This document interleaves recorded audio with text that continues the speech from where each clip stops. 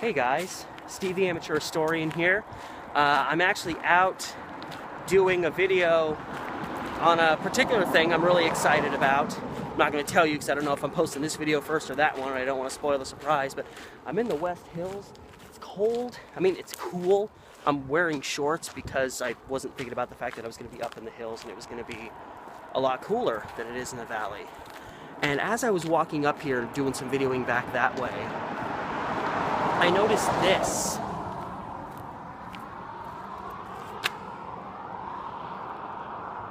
And I walked by it, and I really wanted to check it out coming back.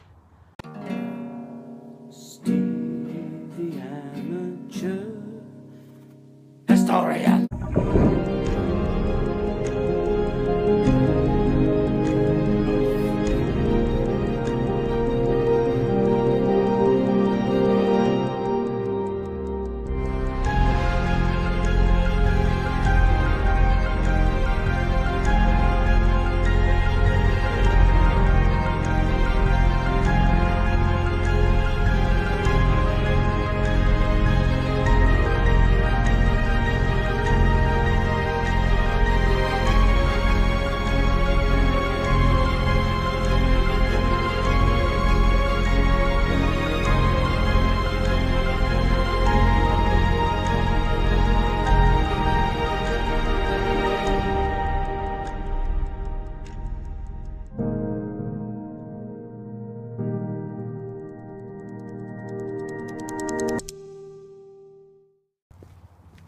So just to make it clear, I don't know exactly what this place is. It's definitely a burial ground of some kind, and I know the Mount Calvary Cemetery is down kind of this way, and it's huge, and this is probably in relation to it. I want to make sure I'm allowed here. I mean, there's nobody here. It's really interesting. Visiting hours, October to March, 9 a.m. to 4 p.m. Well, then I am A-okay. Yeah, St. Joseph. So I'm guessing this place is in relation, but it's just up here all by itself. Like, there's trees here. Like, there's a dividing line between the cemetery, the main portion, was way down there along where Skyview, or Skyline Road here meets Burnside, right down there. So this isn't connected to it. So if it's part of it, it's on its own.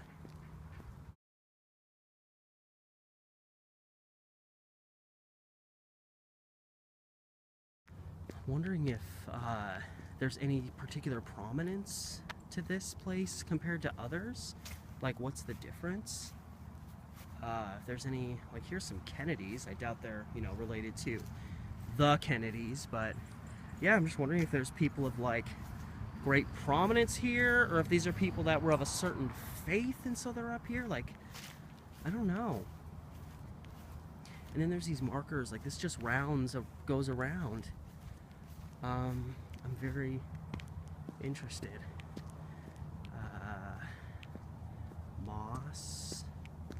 So I wonder if these people are actually buried here, or if these are just markers in relation to them. Like, does this one have a name on either side? Because these ones don't have names on this side.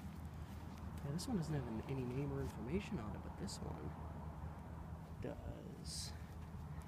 And yeah, I can.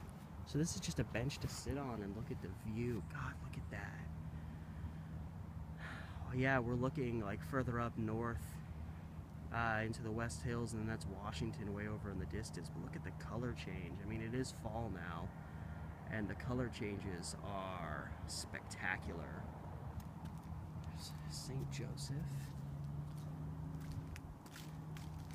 This Charles. Tomorrow is promised to no one. That's kind of depressing. Clive. Oh!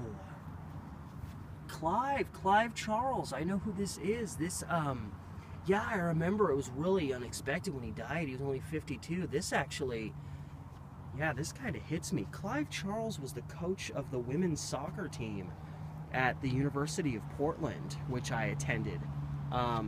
Few years after he died, and he was one of the main guys that put Portland women's soccer on the map, and they've been there ever since. And I remember he was British, which is so interesting when I saw us win You know, he led Portland to like their first national title in soccer. I think he won 2 titles with him, and I saw him interviewed, and I was like, oh man, he's British. But yeah, this has got to be him because it's right about the time he died, and his name is Clive Charles. I was like, tomorrow's promised to no one. That's really sad. And it's like, well, because he was only in his early 50s when he died.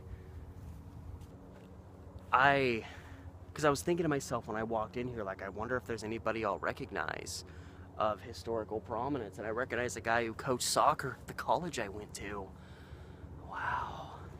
I wonder if he's, like, it seems to me that people aren't actually buried here. I mean, the ground is sideways and there's like a downhill incline here.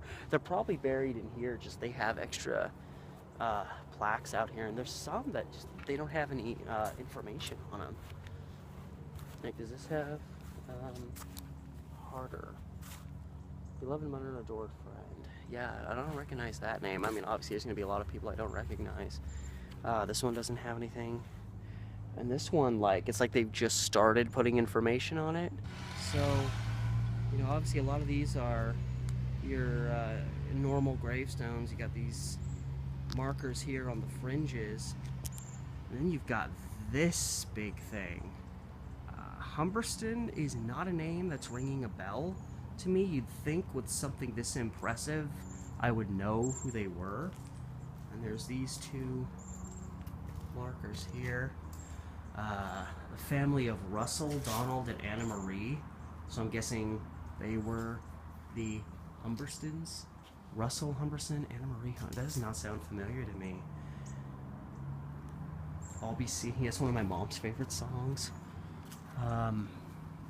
Yeah, I wonder. It just seems so interesting that these people have such a more like this costs a lot of money. Died in 2014. Looks like Anna Marie's still alive. And what is this? This is like looks like a trail that goes down here. Well, I mean, I never pass up a trail. I don't know. What is this? St. Francis Blessed Ground. What this is for? Is this actually like, yeah, this is buried in the ground. I wonder if that's like a property marker or something. Like, I don't know what's down here. I mean, it's obviously a path. There's like a marker there, and this is gravel. I don't know. And it just leads to like this little cul-de-sac almost. It's like a land cul-de-sac. Here's another, yeah, 34. I wonder if these are marking where graves are of like unidentified people. Because there's actually gravestones down here. Joanne Farwell, 2015. Like, these are recent burials. And then there's this. I'm assuming this is a gravestone. It's a big piece of rock that looks like it's been chiseled to a degree. I wonder if there's like more graves just. And there's all these birds in these trees, and they're like not even scared of me. That's interesting. Usually, if someone shows up in a quiet place, they flutter off. This is really interesting that there's just more down here. Kirk Johnson, yeah, 2014. These are recent burials. Look at this. You can still see the mud around this one. This is like, this person's literally just been buried. Like, you can see where the land changes. And there's flowers here. These are semi-recent. There's not even a gravestone. Wow, I'm trying not to walk on that. Yeah, this looks like this is kind of fresh too in this area. There is a marker over there. I don't see any markers over here. Something else in 1970. This is 1977. That's interesting. I wonder if this is somebody who maybe disappeared and they don't know when she died, or they're just prepared, which seems really strange for someone who would only be 41 years old right now. That's interesting. I kind of want to look that up. So just out of curiosity, I looked up this Angela Jean Nelson. I was just curious. She has what appears to be a birth date but no date of death, so I was just curious what that meant. And I was actually kind of having a hard time. I couldn't find any information on her grave, location. Trying to find information. I went to find a grave, tried it in an assortment of different ways, could not get any information. I tried some other sites, and I just couldn't find anything. So I'm going down like that conspiracy path, like this is a person who doesn't even exist. But I did notice, as I was searching about and trying something other than just burial site places, I did stumble upon a site that showed, records of different people with the exact specific name. And I did notice there was one person who matched this name who it says one of her addresses, possible addresses, is Beaverton, and the location up there on the West Hills where I was literally right around where the Portland border meets Beaverton, so right in that area. And it said that she was 40 years of age. Now, this woman was born in 77. It's 2018 now. If she had a December birthday, she'd be 40 right now. Otherwise, she would have just turned 41. So something tells me this is probably the real person and she's still alive and they just made a gravestone early. I mean, I don't see why that wouldn't be a thing. It seems very interesting to me. I've never seen that happen before. I've never seen people make graves, that early for people who are just middle-aged. So I can only assume that's the case, that she was born in 77 and they just have a spot, designated for her already with her date of birth and her name, and it's just there for when she gets buried. And it's so interesting that it's in that back area, too, that there's just this area being saved. But I guess there's been recent burials and whatnot there. I don't know. It's interesting. Frank, look at all these cool pieces of jewelry. There's even money. Someone left some coins and all these. This had to be someone who loved the beach. I mean, because there's all these seashells and things here. Some of them have even kind of been brushed off and kind of lost. And yeah, look at, there's just look at this. There's just these shells everywhere. I don't want to, disturb it too much. This is somebody's burial ground, but yeah, there's shells going all the way to down here. This is Laura Spada. That sounds familiar to me for some reason. I don't know why. And then there's one more that's been buried. And there's some brush. Edward Joseph Barrett.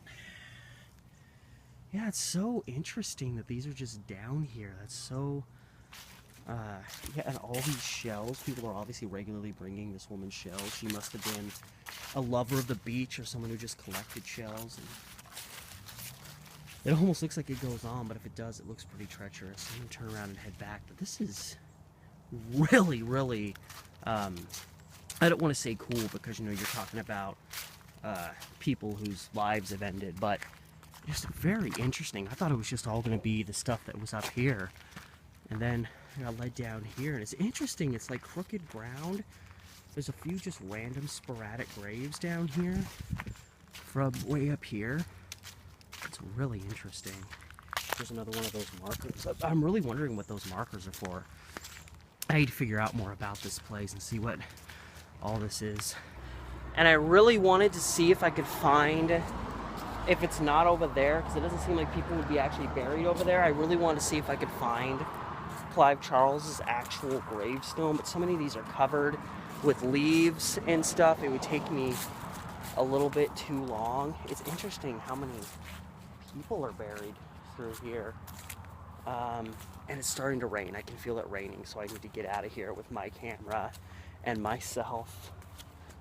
I wonder if this is Zupan. I wonder if this is what Zupan's was named after. John James Zupan. I mean, it's upside down for you guys, but yeah, John James Zupan, May 1945 to 2011.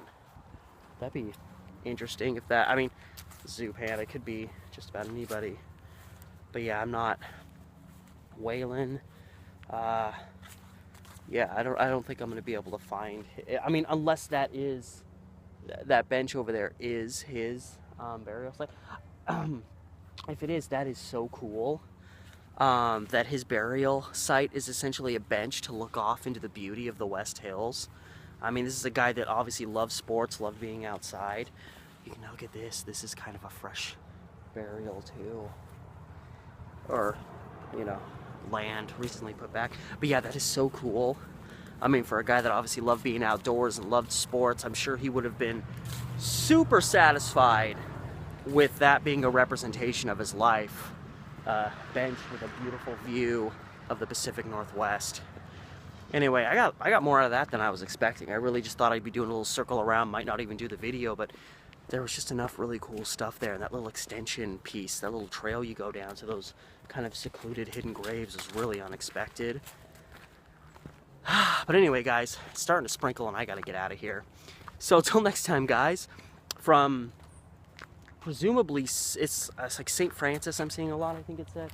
So maybe it's like the St. Francis Cemetery, maybe connected to the Mount Calvary Cemetery. I'll have to figure that out later.